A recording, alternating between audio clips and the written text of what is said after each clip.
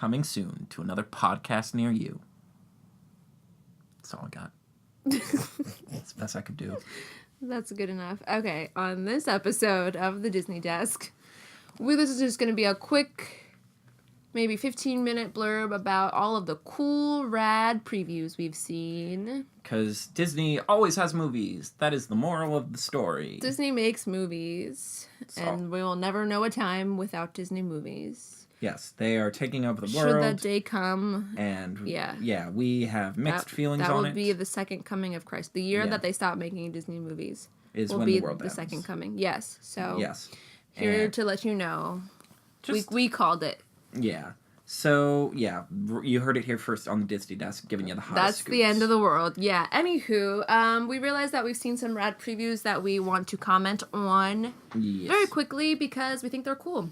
Yeah. So, today is August 20th. So, as of August 20th, here is what is in coming attractions.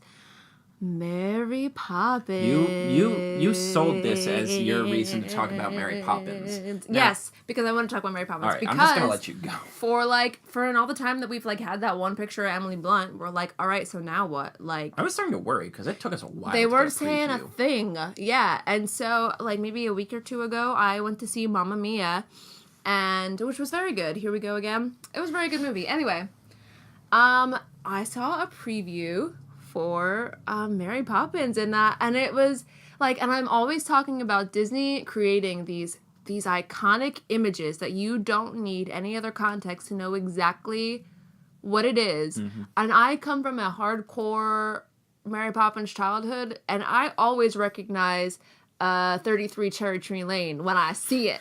I was like, is that 33 Cherry Tree Lane? And that's how it opens, and then and all of a sudden you just see Lin-Manuel Miranda, and I almost stood up in my chair. I almost stood He's going for the EGOT. In the theater. He's going to be the youngest person to get an EGOT, even if it kills him. Yeah. I love that man. But anyway, as soon as it's all, I was like, yes, this is perfect. And it this preview gives no information. It really gives nothing. But it gives Mary Poppins interacting with her own reflection, and her reflection being fed up with her sass. Yeah, exactly. I was like, that's amazing. Yeah. But what I can tell, it's just going to be a Mary Poppins story. It will not really be, but it starts with it shows Michael, and it was it's so weird. It's like I said, for whatever reason, I had no information about this, but as soon as I saw the house, I was like 33 Cherry Tree Lane. And then I saw a boy with a kite, and I was like, that's Michael. That's going to be him. And they have kept the plot relatively tight-lipped, right? They haven't really talked about what... No. I know that Lynn is going to be a lamplighter. That's all I know. And I think he wrote a song for it. From what I can tell, the parent, when she arrives at their house, the parents seem to know who she is. They're like, oh, you're back. And it's well, where you been? What do you mean? Yeah. Do y'all know her? Are they've you been Mr. clear Banks? this is a direct sequel to the original. Right, yeah. This isn't a reboot or a soft reboot. The stuff that happened before happened in this reality. Yeah. Yeah, no, I mean, I'm going to admit, I am not as big on Mary Poppins. I know it, but I have not, I don't know every little thing about it. Saving Mr. Banks was actually one of my favorite. So beautiful. Yeah, that's a great movie. I actually feel like it's a grossly underappreciated Disney movie. It is. No, that just went completely under the radar. That came and left, and nobody really appreciated it for what it is. Yeah, because, I think Tom Hanks' version of Walt Disney is one of the most nuanced depictions of him we've ever gotten. Mm-hmm. But, yeah, no, I gotta admit, when you see those clouds part and you just see a woman floating with an umbrella, it does give you chills. Even if you're not that, it's such a... you could put that on, posters forever, and people know what it is. Exactly, yeah. Yeah, I'm excited. I kind of like how tight-lipped they're keeping with the plot, because, I think more... As much as I like seeing all the trailers and then seeing how the pieces get stitched together in the final product, where I'm like, oh, so this happened, then this, and then this, and then this. Thanos went to Wakanda last. Okay, that makes sense. Mm-hmm. Oh, I see. Mm-hmm. So Iron Man is here, and then he gets there. All that stuff. I like... spoilers for an older movie. I really do like that it's now it has a mystique to it. Even though I'm not a Mary Poppins person, I'm like, oh, this feels important. Yeah, this feels really special. Reserved. It feels like it's been preserved and kept on Yeah, like, a pillow forever, like, and not just like wrung out like Alice in Wonderland was, where they like took it and were like squeeze all like, of look the at all juice of this. out of Yeah. it. Yeah. No, I'm really excited for it. Speaking of Alice in Wonderland, I have a theory that this Nutcracker movie that is coming out, which we have seen previews for, secretly started as an Alice in Wonderland movie. But then the last Alice in Wonderland movie didn't make as much money. And they're like, well, we don't want to lose this time slot, so Nutcracker. We've already made some costumes. Yeah, we already have the costumes. Can we make them more Christmassy? Yeah. I don't want to hate it. I like the idea of like a big budget version of the Nutcracker. Like I like because I love the toy soldiers. I love like an army of rats. Like I love the peppermint forests and everything. Like there's so many cool visuals in the Nutcracker suite. And it annoys me that it's being used to basically tell the same story as Alice in Wonderland, the Tim Burton movie. Like where it's like, oh, you're the chosen one who's going to save our kingdom from war. Yeah. I hate that. I hate when like fantasy worlds are boiled down to big war, smash the toys together, fight. Yeah. And I like honestly, like my only takeaways are like, well, the art direction's all right, and Morgan Freeman is in it, which is like, sure. Sure. Yeah. Of course he is. Yeah. Why not? Yeah. I'm excited about Misty Copeland being in it. Yeah. But, like, I'm actually not excited about any of it at all. Like, I don't know why. Like, I'm a dancer, so, like, I have a weird relationship with the Nutcracker, like, as a ballet. Have you ever performed it? No, thank God. But, like, I don't know, like, you get, like, I don't know, it's one of the things that you're just, like, numb to. I like to listen to classical music when I'm, like, reading or studying, and, like, every once in a while, like, the Tchaikovsky story, like, it's in there, because it's Tchaikovsky, and I will get up and, like, go to the other, like, go across the room and change the song, like, I don't care what I'm doing, like, any piece of that soundtrack, like, comes on, I am like, I can't listen, I can't think what this is on, like, do you know what I mean? Yeah, no, I But, get you. like, and, so, I don't know. I don't care about it. Like, that's how I feel. I don't care about it. I'm not interested. I probably won't be going to see it for any reason. Like, that's how I feel about it. I probably won't. Disney one I don't care about. I don't care about it, yeah. I mean, in general, I've kind of been, like, hesitant to see any Disney movies after the whole James Gunn fiasco, which I don't really want to get into here because that's not what this is about. But it's more cynical when you realize it's clearly like a pencil measuring contest between everyone in Disney of like, oh, Bob Iger's about to retire with no apparent heir, so Alan Horn has to keep him fired or else he'll look soft and not get the job. Mm-hmm. That's all I'm going to say about that for now. Maybe in the future we can do a podcast about that. I am not really in the mood for that right now because we've done a bunch of episodes. Yeah. So I do not have the mental fortitude to deal with that nonsense. Yeah, no, we don't have to, no. Ralph Breaks the Internet.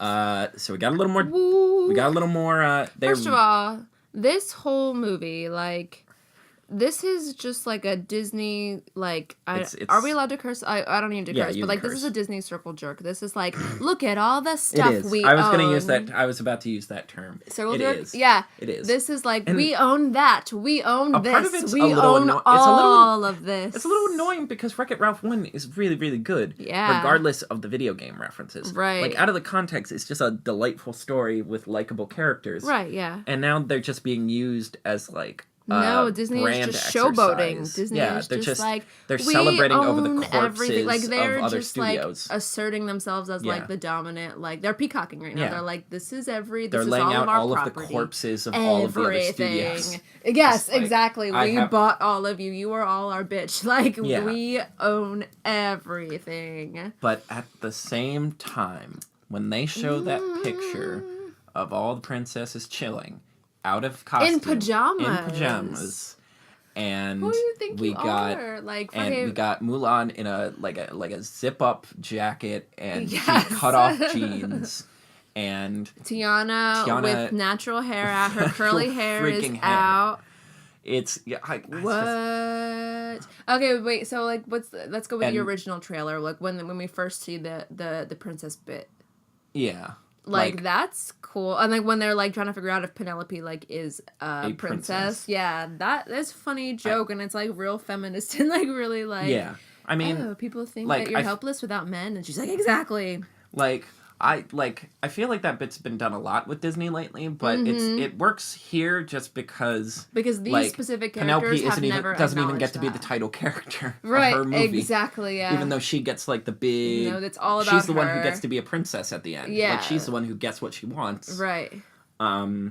Yeah, no. I also just love that Merida bit where she's just that's really funny. Excessively Scottish. Yeah, so you give me mama cake and she turned into a bear, and if I don't know what that is, and I can't like do just the way that well. they look, just the look on their faces, though, it's like that's really funny. Yeah, that's like it. I don't know. It hits close to home. I feel like I'm gonna name drop the Renaissance Fair a lot because that's just my headspace for podcasting right now. But we have one person who is Scottish who does a Scottish voice.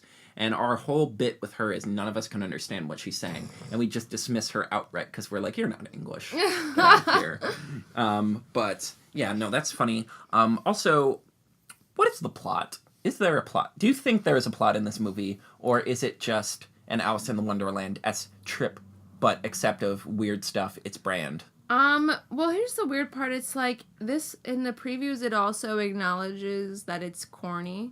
Yeah. Like, because, like, there's that, like, agent lady where she's like, break the internet. It's kind of a thing. That and then part. He's like, yeah, but that's not my name. And then she's like, yeah, but, I have a little Bluetooth, little weird thing that no one uses anymore, and I wear this fur shrug, and I'm important. So I know it's important. So don't dunk on the title of your own movie. Don't dunk on the title of your own movie. Never clown your own movie. Come on. You're not, no. So, I have no idea. I have no idea if there's a plot. I don't think there is. Yeah, because they've also introduced this new character who's like a character who's in like a Death Race-esque game where it's like all kinds of crazy drivers, which I guess is a callback to the last movie. And Gal Gadot voices the main woman, which I'm like, really, Gal Gadot? Is she the first person to be in a DC and a Disney thing? Yeah, I mean, there's probably plenty of people. Stanley. Yeah, there've been plenty of people who do Warner Brothers and Disney, but. I guess they're like, it's fine. You're not in a Marvel movie, so it's not a big deal. Right, yeah. Yeah, I mean, I don't know. I'll go see that. Yeah, I mean, I'll see it just for the princesses, but I mean, like, they better, like, I'm prepared to be disappointed with the theme, with the plot. Yeah. I may just get up and leave after the princesses are done. Yeah. They're probably going to keep them in. Maybe that's what the princesses all come together to save the day. It turns into Shrek 3. Yes, where Cinderella they're, like, and Snow using all White their powers. Yeah.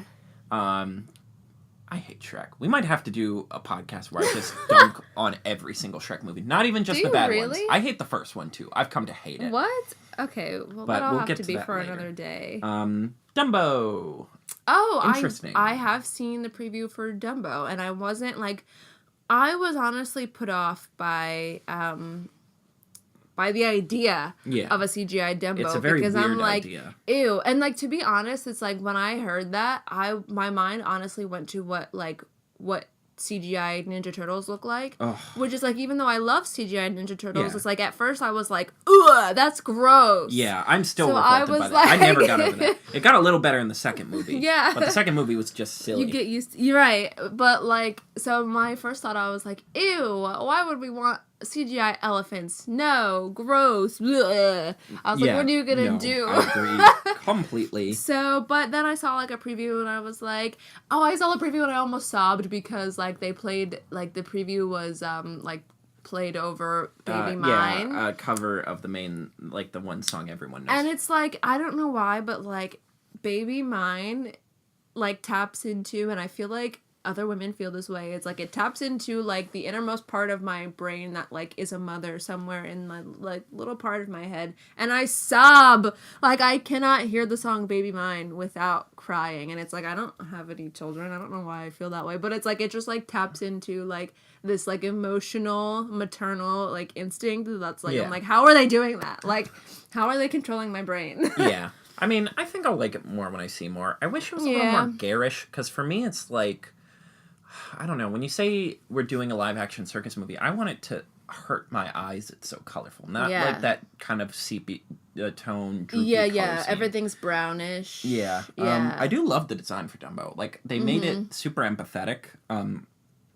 It's the eyes. They don't try to do realistic elephant eyes. They try to make them more, like, doughy, which I think does wonders. Right.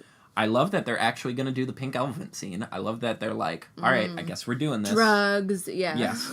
I don't know. I mean, it'll be fine. I think this one, like in the ranked tiers of this, it's not going to be Jungle Book, but it's going to be fine. Right, that's true. But you know what? Like, I feel like the defining moment, like, that's going to make or break it. When this is so ballsy, I can't believe they even want to do this movie, because this movie is like the original Dumbo. Like it dealt with a lot of like hard, ugly stuff. Yeah, and it's like the circus culture. What are they gonna do about bad. Jim Crow? Like, what are they gonna do about those crows? Oh God, that were like defining, and it's like, how are they gonna do that? Them. They're just gonna. But can you? I think they're just gonna cut out all of the animal characters other than Dumbo and his mom, and like transplant them with the human characters. That's gonna be the which only would be disappointing, because I love because those crows were so important. Yeah, they were a key plot point. Right. And, like, I like that he has both human friends and animal friends. Right. Like, I like the different. Like, is there a Timothy? I don't know. I don't think they're gonna do it. Like, I honestly think that, like, the human characters are gonna fill in, because you see that one scene in the trailer where the little girl's like, "You can do it, Dumbo," and then they show him flying. So I think they're replacing Timothy with the little girl. Wow. Which would be kind of disappointing, honestly. A bit, yeah. I do love that Michael Keaton and Danny DeVito are in it, reuniting after Batman Returns. I just love both of them in anything. I'm disappointed they didn't end up putting Will Smith in it. He was going to be Colin Firth. I forgot about that. He was in talks for a long time.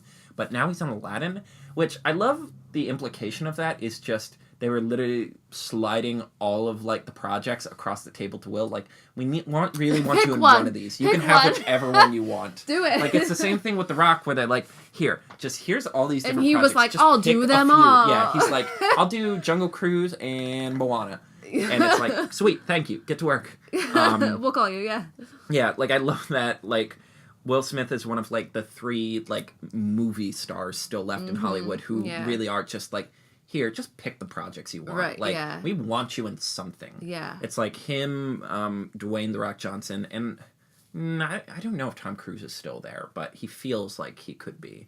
Because everyone else, it's more about the roles they play now as opposed to the actual name. Right, and those are the 2 guys who are still like, no, they get to pick the roles. They're like, when you see them, it's like, oh, that's The Rock and Will Smith. It's not, oh, that's Iron Man. That's Spider-Man. Right, exactly, yeah, okay. Yeah, so I'm vaguely excited for it. Yeah, me too. We'll have to see it. Yeah. Should we talk about the little tiny bits of Mulan that it's not exactly a preview, but they have finally started filming. Information. Yes. After a very long developmental period, they have finally begun filming.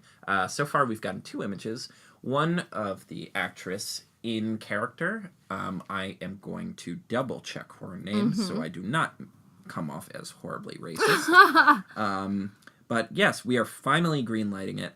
We had one, and we also have this really gorgeous shot of her looking over the water, and you can see a reflection in the water. More green screen than I was expecting, but I'm curious as to how that will look.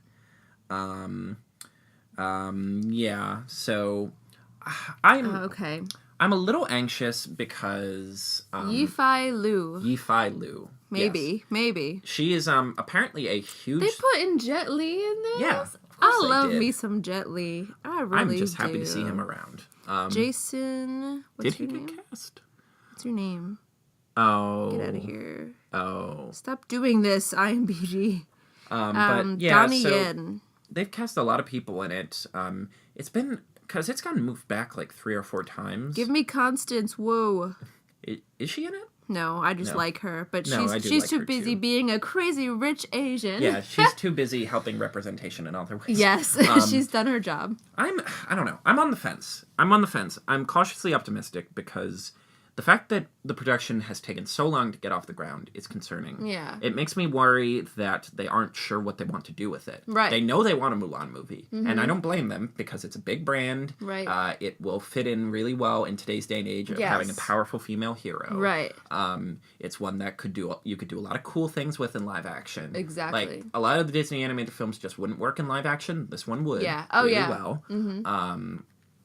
And like we're approaching the age of like Asian representation. Like, so there is no better time. It's a film that has the potential to do gangbusters internationally if done right. It's just taken so long to get off the ground. Right. And also the director has said so many different things that they all seem to like cross over each other because they're like, oh, there's not going to be any music, but now there might be some music. And then she had this really interesting thing where she's like, oh, well, Mulan was originally a ballad. Like her stories were a ballad, so we want to play with that. Okay. And then there was the whole controversy where there was a rumor that the script they were using had a white character, like a white merchant, getting swept up in the battle and like deciding to help out because he had a crush on Mulan. And Disney quickly stamped that out. They're like, no, one of the scripts we bought, because apparently this was a script on the Blacklist, which is, if you do not know, listeners, a big collection of all the unproduced scripts in Hollywood, basically considered the best of the best that haven't been made yet. And there was one about Mulan that had this premise. And Disney explained they just bought the script and picked parts they liked. Right. So hopefully not that part. It has an all-star cast. I just want it to be good. Oh, yeah, we all do. Yeah, because it's like... We have high hopes. Yeah. Because Mulan is like a cult favorite. I mean, like, Mulan is... Yeah, is an amazing... Yeah, it was amazing, yeah. I think, like, when you name Disney films, it tends to get... I feel like it tends to get forgotten. For sure, even though like, everyone knows that they love it. It's much so like weird. Hercules, it's one everyone knows, but few people identify as one of their favorites. Right. But the people who do love it, love it. And we haven't talked about Hercules enough, but like you're not that into Hercules, are you? Or you just like not familiar There's a lot of with it? I've seen it a bunch. There's a lot of ideas there that I love. I just so do I. Yeah. There's just bits and pieces I need to work on it. Yeah, it's. But well, that's for another day. Yeah, that's for another day. But yeah, and I don't know. It's just such a weird, like, it's also just a weird movie in the sense of like it's like taking these stories from one culture and transcribing them for a Western audience, and that's always such a tricky thing. I'm like, how is Disney going to do that in live action? And I'm just really curious. And it seems like they're changing up the story a lot, so I'm really curious how. Which I'm not against, because one of my complaints about Beauty and the Beast, which I did generally like, but I felt like relied a little too much on the assumption that people had seen the animated one. Yeah, that's true. Like, a lot of interesting ideas they had were undercut by, like, oh, we don't need to build suspense. We don't need to do this. We don't need to do that. Because you know this already. Oh, right. You yeah, know this exactly. Story.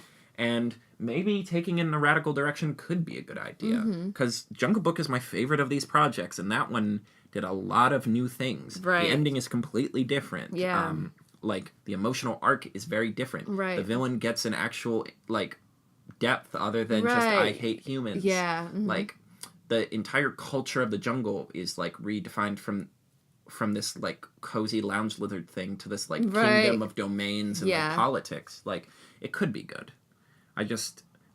I'll feel better once I see footage. Oh, yeah, for sure. Which we might not see for a while. For a while. It is literally, like, within the first week. Yeah.